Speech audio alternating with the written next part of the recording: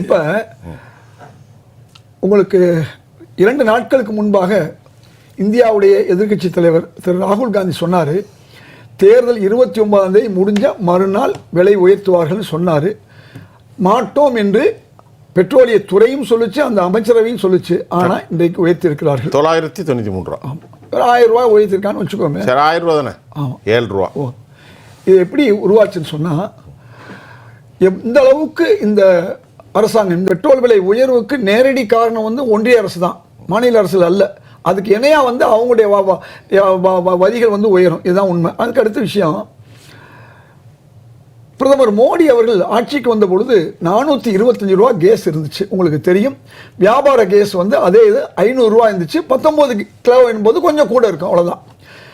அதை என்ன சொன்னார் வந்த உடனே, நான் உங்களுக்கு பணமாக தந்துடுறேன், நான் 600 ரூபா ஏற்றுறேன், 800 ரூபா ஏற்றுறேன்னு 900 1000 வரை ஏற்றினார், 425 ரூபாயை. ஆனால் நம்ம கைக்கு கிடைச்சது 14 ரூபாயிலேருந்து 24 ரூபா தான். அந்த பணம் திருப்பி வந்துச்சு, இன்றைக்கி வந்துக்கிட்டு இருக்கு. ஆனால் சொன்னதை காப்பாற்றினார்.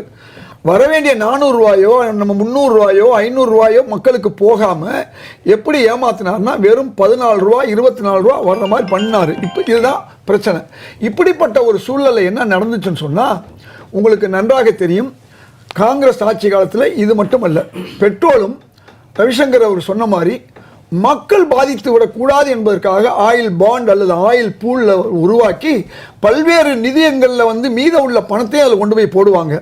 போட்டதன் விளைவு 110 இருந்து 140 ரூபாய்க்கு குரூட் ஆயில் விற்கும் பொழுதும் கூட காங்கிரஸ் ஆட்சி காலத்தில் 65 ரூபாயிலிருந்து 70 ரூபா தான் பெட்ரோல் டீசல் விலை இருந்துச்சு. 2013 $141 இன்டர்நேஷனல் பிரைஸ். அன்னைக்கு இந்தியாவுடைய விலை 73 ரூபா 16 பைசா.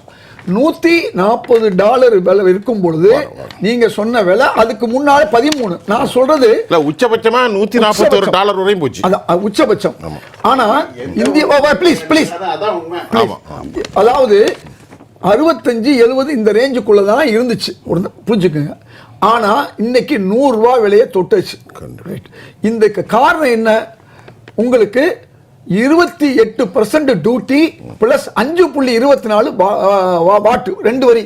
இந்த 2 வரி சேர்ந்ததன் விளைவு அப்ப என்ன அவன் சொன்னா 3%லேருந்து 9% தான் வரி இருந்துச்சு பெட்ரோலுக்கும் டீசலுக்கும். அப்ப காங்கிரஸ் அரசாங்கம் இந்த பெட்ரோல் டீசல் கேஸை வச்சு மக்களை ஏமாற்றணும், மக்களை அவங்களுடைய பணத்தை புடுங்கணும்னு நினைக்கல.